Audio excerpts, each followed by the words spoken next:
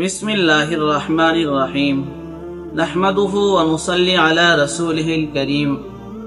সম্মানিত নাজরিন, একটি হয়েছে তাকবীরে তাশরিক, আরেকটি হয়েছে আইয়ামে তাশরিক।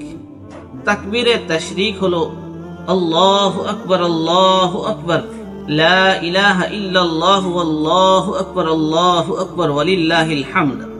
আর আইয়ামে তাশরিক হলো জিলহজ মাসের 9, 10, 11, 12, 13 তারিখ, সর্বমোট এই 5 দিনকে শরীয়তের পরিভাষায় আইয়ামে তাশরিক বলা হয়।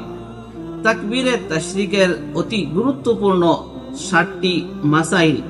নাম্বার 1, তাকবীরে তাশরিক কখন পড়তে হয়, অর্থাৎ তাকবীরে তাশরিক পড়ার সময় কি।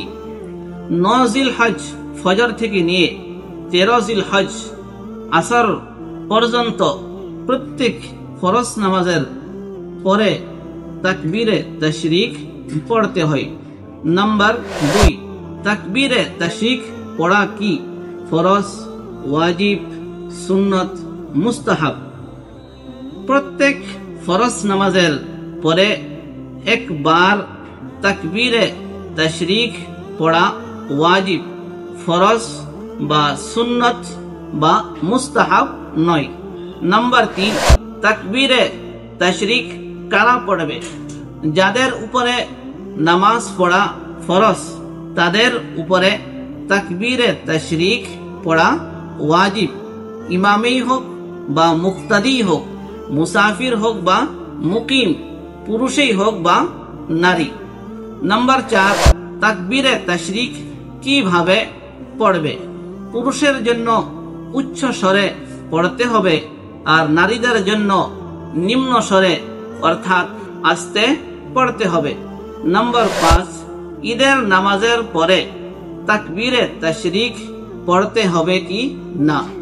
বিশুদ্ধ ফতোয়া মতে ঈদের নামাজের পরে তাকবীরে তাশরিক পড়া ওয়াজিব। যদি কেহ পাঠ না করে তাহলে গুনাহগার হবে। নাম্বার 6, আইয়ামে তাশরিকের মাঝে যদি কোনো ব্যক্তির নামাজ কাজা হয়ে যায় আর পরবর্তী সময়ে সেই ব্যক্তি নামাজ আদায় করে, তাহলে সেই সময় নামাজের পরে তাকবীরে তাশরিক পড়তে হবে কিনা। যদি আইয়ামে তাশরিকের মাঝে কোনো ব্যক্তির নামাজ কাজা হয়ে যায় আর আইয়ামে তাশরিকের মাঝেই সেই কাজা নামাজগুলো আদায় করিতেছে, তাহলে নামাজের পরে তাকবীরে তাশরিক পড়তে হবে। আর যদি আইয়ামে তাশরিকের পরে নামাজগুলো আদায় করিতেছে তাহলে পড়তে হবে না। অবশ্যই তাকবীরে তাশরিক ছুটে যাওয়ার জন্য আল্লাহ রাব্বুল আলামিনের কাছে তওবা এবং ইস্তিগফার করতে হবে। নাম্বার 7, ফরজ নামাজের পরে যদি তাকবীরে তাশরিক ভুলে যায় তবে তাহার কি বিধান।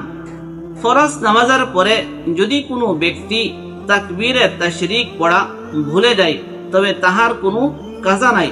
ছুটে যাওয়ার জন্য আল্লাহ রাব্বুল আলামিনের কাছে তওবা এবং ইস্তিগফার করতে হবে।